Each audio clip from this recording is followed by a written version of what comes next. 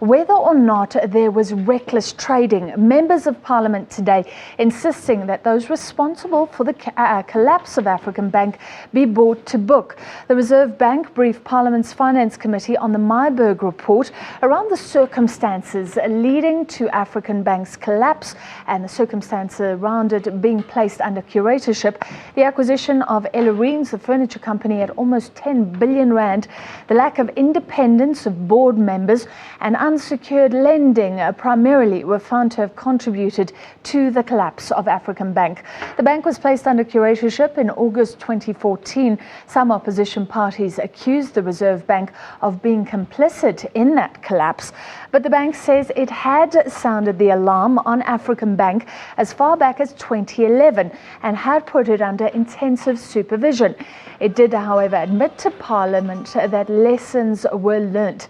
Deputy Reserve Bank Governor Kuben Naidu says that the acquisition of Ellerines was approved with the understanding that due diligence had been implemented and that the board then signed off on it. Later, it turned out that the board never approved of the acquisition. The Reserve Bank intends to sell its 5 billion rand stake once African Bank has stabilised. Now, there was a ray of hope for the beleaguered South African economy today. The Reserve Bank's composite leading business cycle indicator showed a slight improvement, 0.3% month on month in March.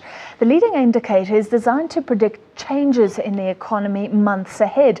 However, compared to the same time last year, the lead indicator is still negative. The largest positive contribution in March was from South Africa's main export commodities. Also positive, the average hours worked per factory worker in manufacturing. The negative contributors were in the number of building plans approved. Job ads were also down, suggesting that not many jobs are being created. And of course, we know that from employment data. The worrisome one for me is the fall in the number of job advertisements, which suggests that the full impact of the economic slowdown on employment and jobs is yet to be felt. So even if the economy starts picking up through 2017, you're still going to have job losses carrying on for quite a while yet. One's also concerned about the fall-off in residential building plans passed. It suggests that times are getting tough and people are slowing down on deciding to buy or build new homes. Car sales are down quite sharply. That's not a surprise, and that tells you that in these tight conditions, people are holding back on spending on big ticket items that they can't afford, and certainly not taking on a lot more credit to do so. So even though the lead indicator has improved slightly, we have those woes, and South Africa is still gearing up for a possible credit rating downgrade in a matter of days. Earlier, we asked an investment analyst from IG South Africa if he thought local equity and bond markets had not fully priced in the possibility of that downgrade in the next 10 days or so, and whether he anticipates a sell-off of stocks in the event of a ratings downgrade come June the 3rd. Until recently, the contrary actually would have stood, with us effectively pricing in what was a foregone conclusion with the state of the rand, with the allegations against Pravin Gordhan, and really the state of our economy. However, if you look at some of the PMI numbers, if you look at some of the consumer numbers, if you look at some of the economic indicators that have come out recently, they've actually been slightly more positive.